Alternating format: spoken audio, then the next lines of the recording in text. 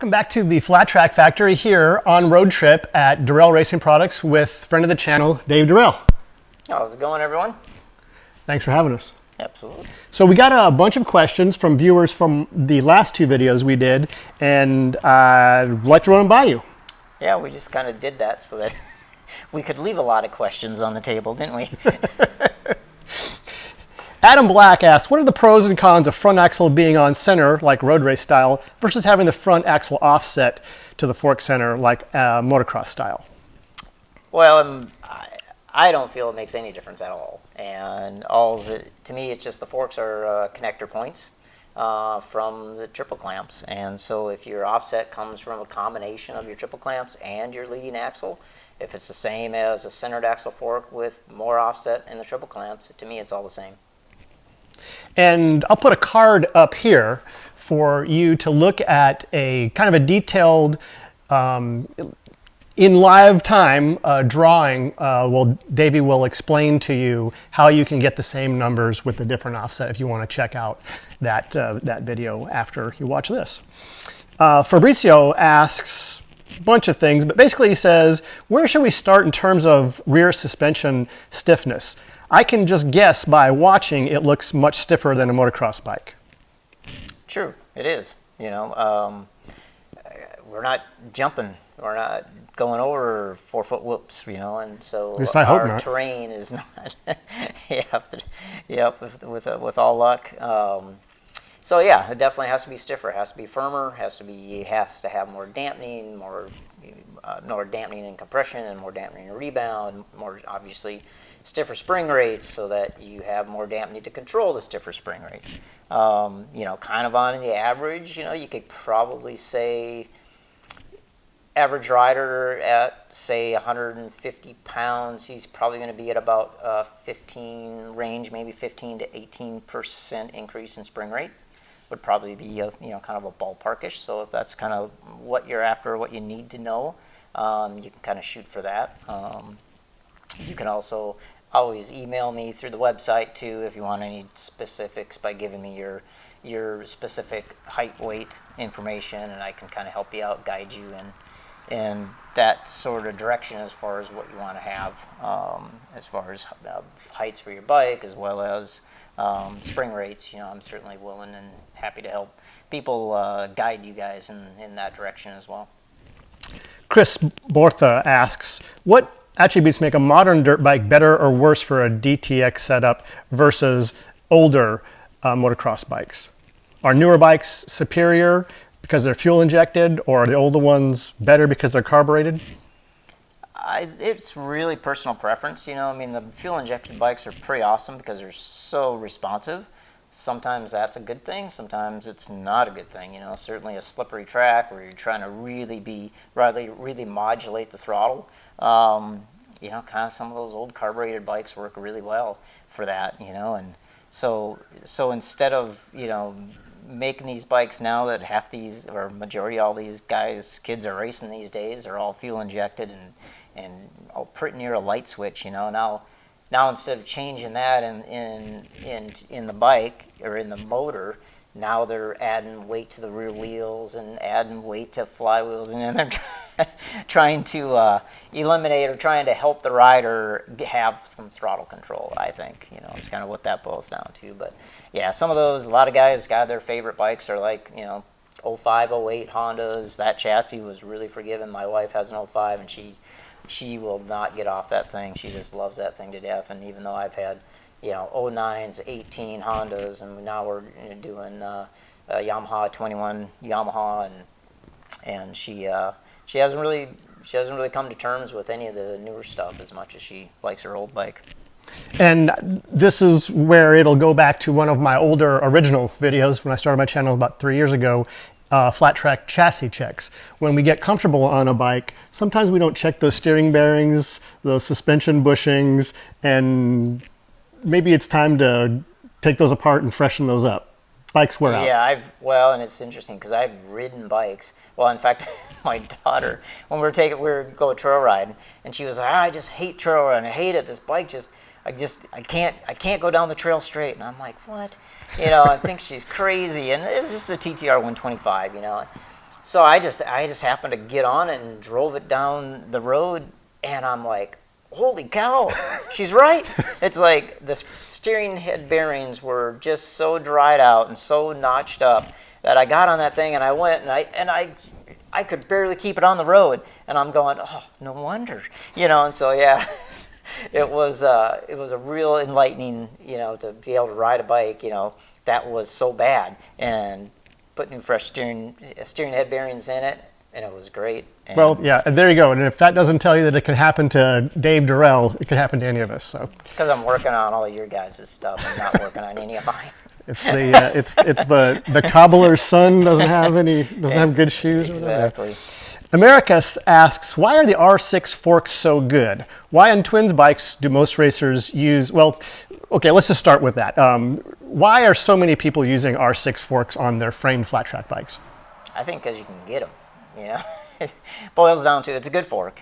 It's got good components inside. To me, all the stock pistons are good. It's tunable. You can valve it. It has all the bells and whistles. Compression, rebound, spring preload. It's got all the right stuff. The forks can be made. I lengthen those when I work on them, get a little more travel out of them as well. Have more tube length, so you have more adjustability in the crowns. So they can be made to work well, and they're fairly readily available. You can buy them on eBay all day long. So I think that's a big thing, a big reason why so many people use them. Why on twins bikes do most racers use the 43 millimeter fork? Why not 41 or 39? It's just a good fork. It's right, to me, it's a decent size, tube diameter wise. It makes for a good setup. I know his question too regards to the Harley forks and 39s, and a lot of those Harley forks, yeah, they have some of those adjustabilities, but I think if you go to look at it, they're going to be really heavy, and most Harley forks that I've seen or worked on, man, they're just, the tube thickness is just really overkill. Obviously it's trying to support a 500-600 pound motorcycle, and some of those things, and so it's just overkill. I was really surprised, when I brought my forks down here for Davey to help me out get going a little faster in 2022, and it always shocks me how light the R6 forks are. Yeah. Especially when you machine all the stuff off of them. I mean, it's Yeah. like there's nothing there. Right. Yeah, we remove all the extra lugs off the lower legs that you don't need, and so it really streamlines the fork and makes it as light as possible, and they just work well. So America apparently has 39 millimeter forks on his 2003 Harley Davidson. Should he switch to 43 millimeter forks? I would say if you want to lose some weight, because chances are those 39s that you have are probably pretty heavy. But you could throw them on a scale, and we can do that right here in a little bit. We'll throw Dylan's forks on a scale just so you know what the poundage, how much they weigh, for reference. But as far as workability, if your 39s are working great, no reason not to stay with them. The other thing I think you may run into too is the 39s that you have may be longer. So we'll maybe give you that normal. Well, I kind of know that length. The length after I'm done working on the R6 forks are about 31 inches.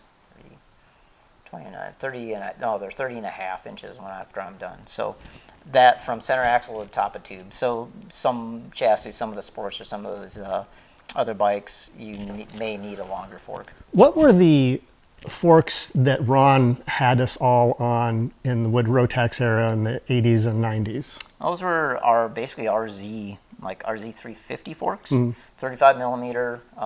Again, he had length. He had made different dampener rods that went inside the fork and lengthened it to get the proper length for the fork.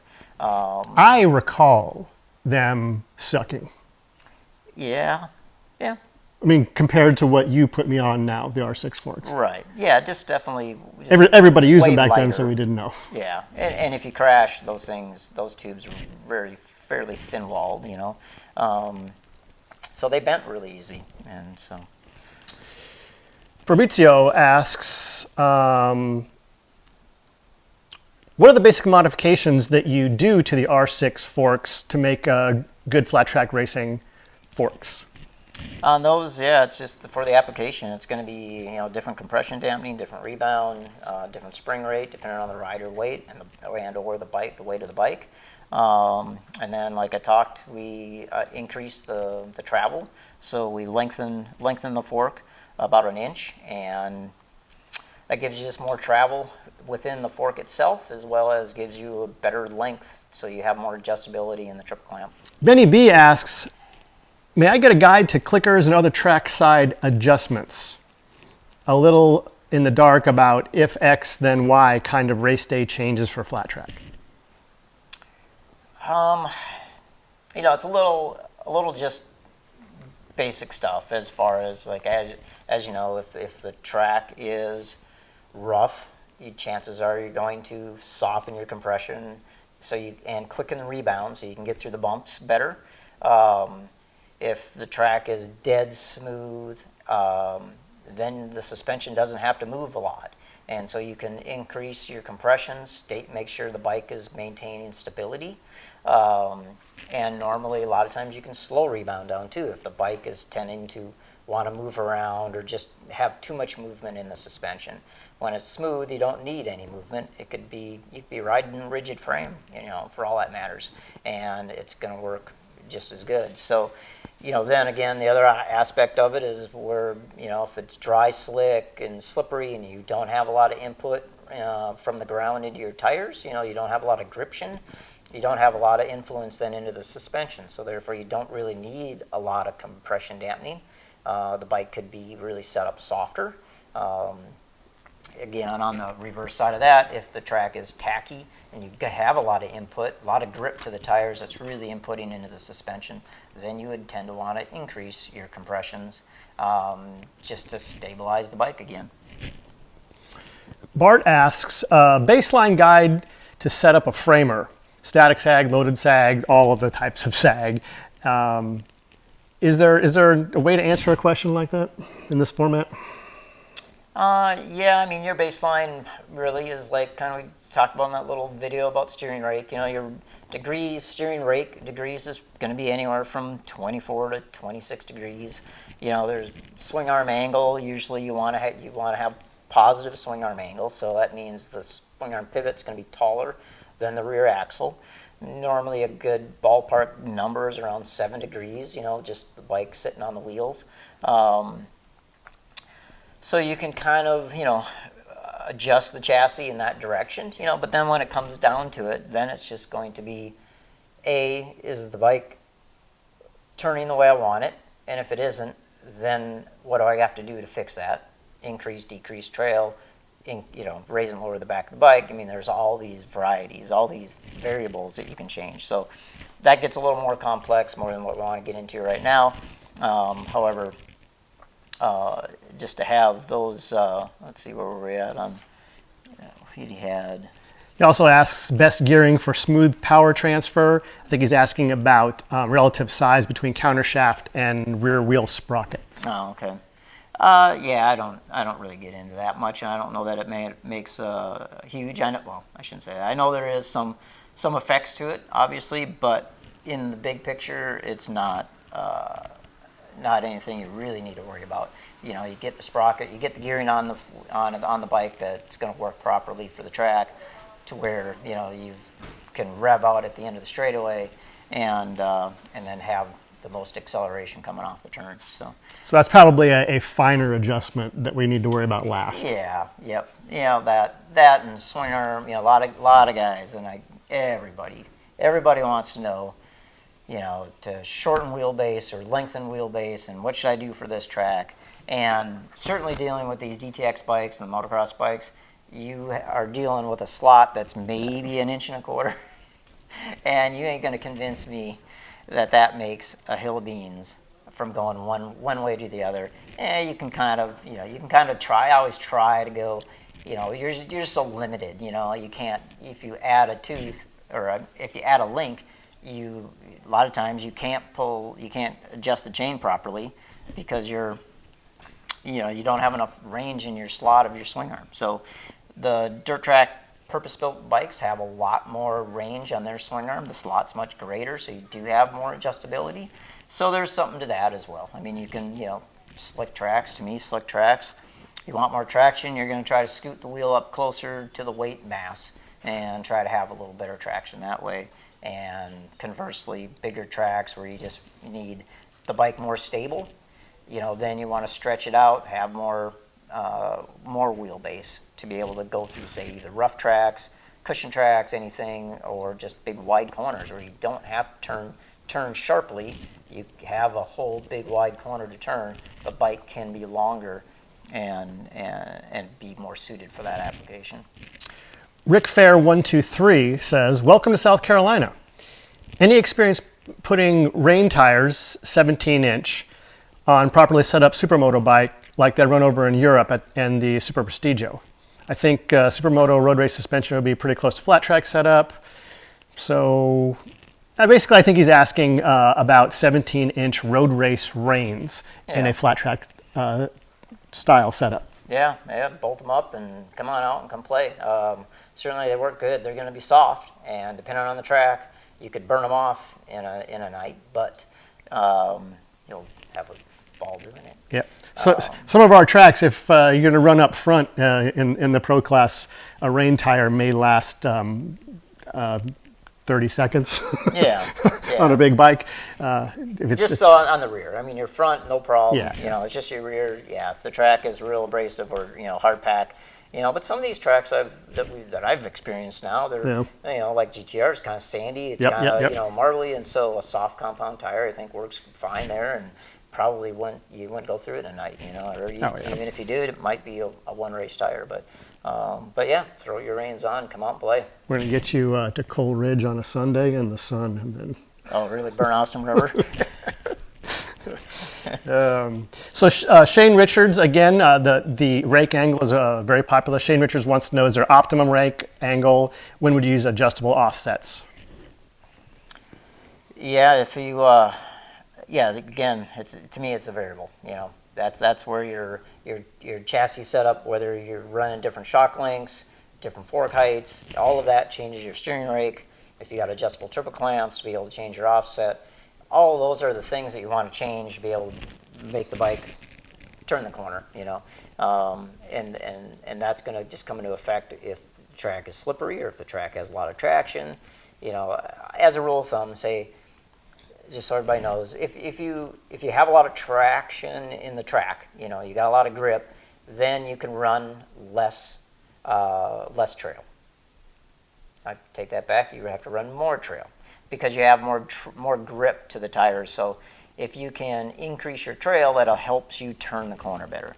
And vice versa, if your track is slippery, I'll tend to push my crowns out or do anything to reduce my trail. And that helps me keep the wheels in line more and helps me not be sideways, spinning, not going anywhere. John Russell asks, best bang for your buck for a vintage small displacement, vintage framer, he said. Best bang for your buck. In frame or? I think it's probably two questions. I'm just going to say it's two questions. Looking for bike advice on best bang for the buck vintage small displacement framer. You have any preferences? Small. I guess a lot of guys run that 350 Honda. Yeah, of course, that's real popular. It's not a none of them are 350s, but they started. Heck, I just TT 500 Yamaha, man.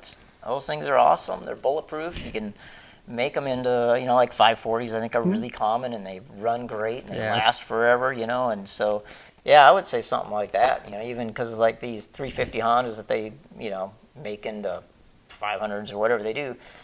Yeah, I mean, they get vulnerable, because they're not really meant to be that big. So I would just say TT500 Yamaha.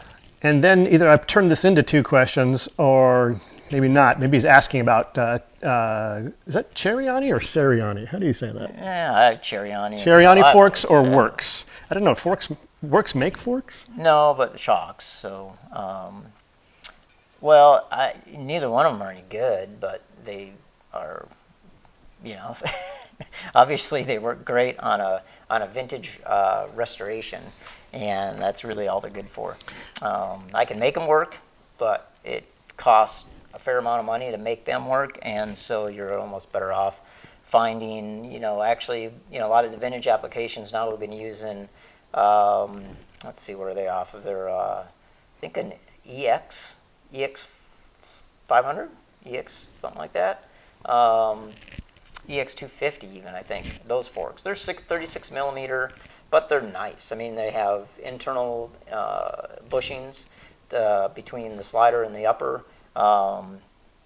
They still have a dampener rod system. There's still modifications that should be done to those, with spring rate and dampening characteristics to make them better. But they're a really inexpensive fork to buy, and they work really well. So I would suggest something like that for the front end.